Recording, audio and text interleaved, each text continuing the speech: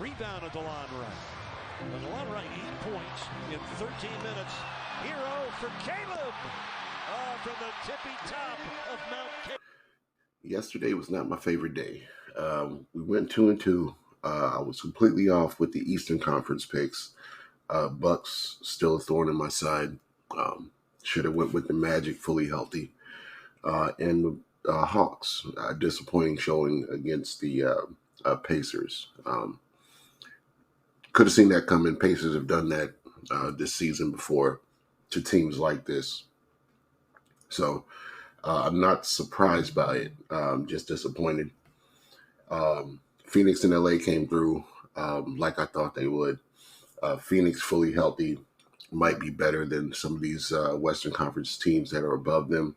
They just haven't been this healthy all throughout the season. So that's what they've been saying. That's what the pundits on the TV have been saying. But we haven't seen them put it together until after the All-Star break. So Lakers +2.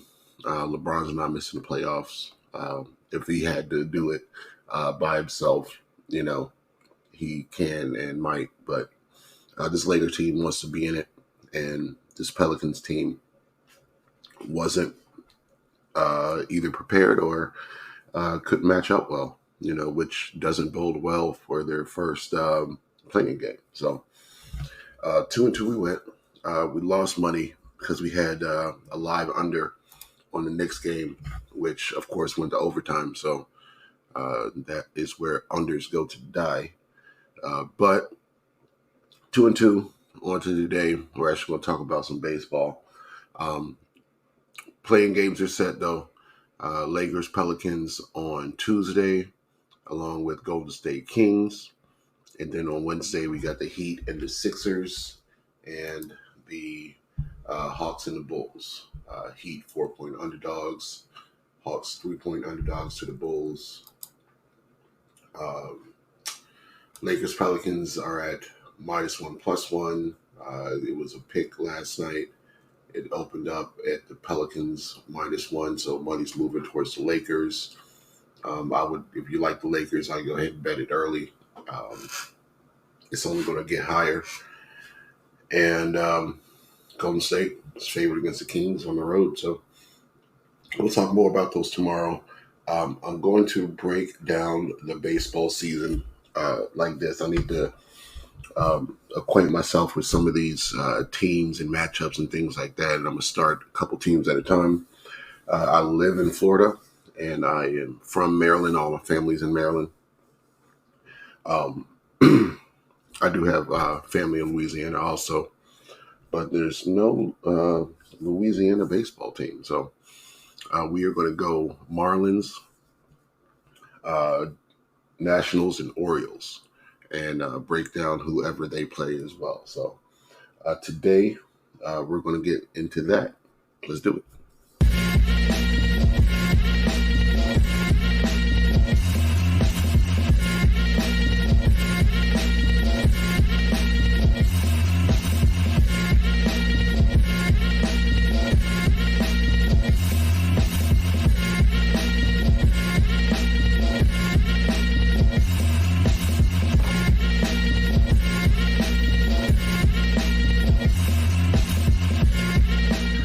What's up, everybody? Crash here. Welcome back to Crash Against the Spread, where we talk about sports from a betting perspective.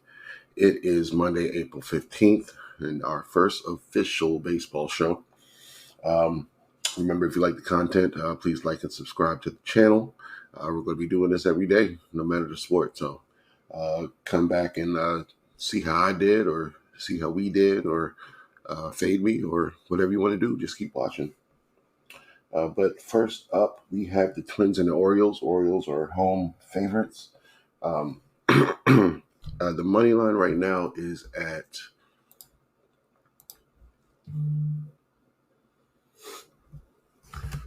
-130-ish.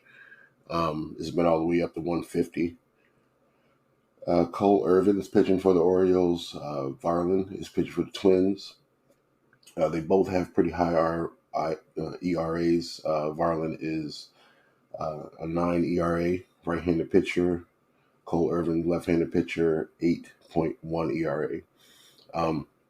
I think the Orioles are where I want to be. Twins coming off a loss, Orioles coming off a win. Orioles played the Brewers at home in their last game, won 6-4. I think I like to do an Orioles team total over. It's at 4.5, and last year I was on a lot of team totals, and it's just kind of a way for me to avoid picking a winner and also paying this minus 130 price, which it's not my favorite. I know it happens a lot more in baseball where that might be the key side. And you might have to pay 130, 140 for a money line, but to avoid that, I like to do team totals. So Orioles team total over 4.5 for that first game. Marlins Giants. Marlins are home underdogs, barely at minus 104. Giants are minus 112. Totals at 8, 8.5. I like the Giants on the money line. Marlins haven't quite put it together yet. They did have a good win versus the Braves the first time we were betting baseball this year. Got their third win of the season, and they almost pulled off another one, but they lost it on the last pitch in their last game, last series against the Braves. So lost that game 7-9. They've been underdogs plus money all year, which I just think is interesting. And they still are one of the least profitable teams with only 3 wins on the season.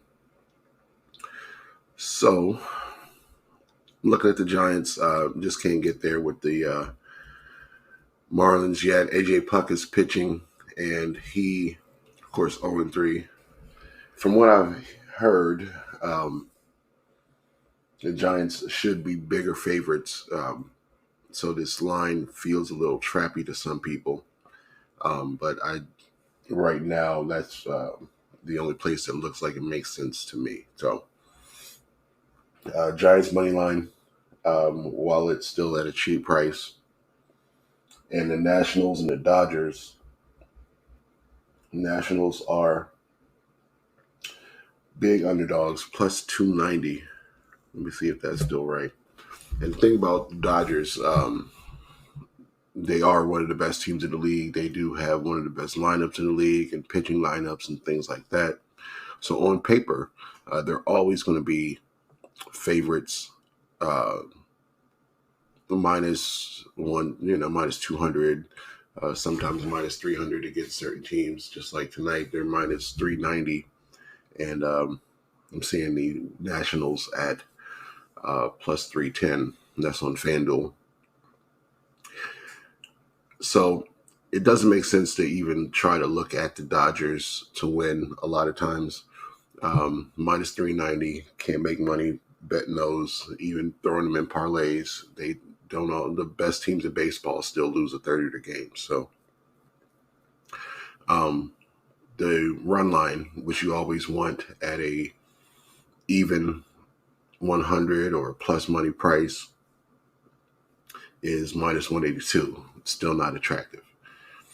So what I'm looking at is team totals again. And they have the Dodgers all the way up to 5.5, but they have the Nationals at 2.5. So expecting the Nationals to get 3 runs, hopefully after Tyler Glasnow goes out, is kind of where I'm leaning towards. And I can get that number. Let me see. Dodgers, Nationals, team total, I can get over 2.5 at minus 120. So pretty normal price. And that's where I think I would lean for that one to take away all the worry of pricing this game. So Matt Parker, it's his first time pitching this year. So he doesn't have an ERA listed. Glasnow's at 2.25 and goes 6 to 7 innings sometimes. So Hopefully he'll give up one. Maybe the bullpen will give up another one or two, and we can get there to this low 3 number for the Nationals. So not my favorite one on the board, but I'm going to be looking at Nationals games, Marlins games, and Orioles games, trying to break down the best play in each one of those while I learn everything. So that is going to be it. We are on the Orioles team total over 4.5. We're on the Giants money line, and we're on the Nationals team total over 2.5. So lock those in. Let's get this money. Be back tomorrow for some playing basketball talk.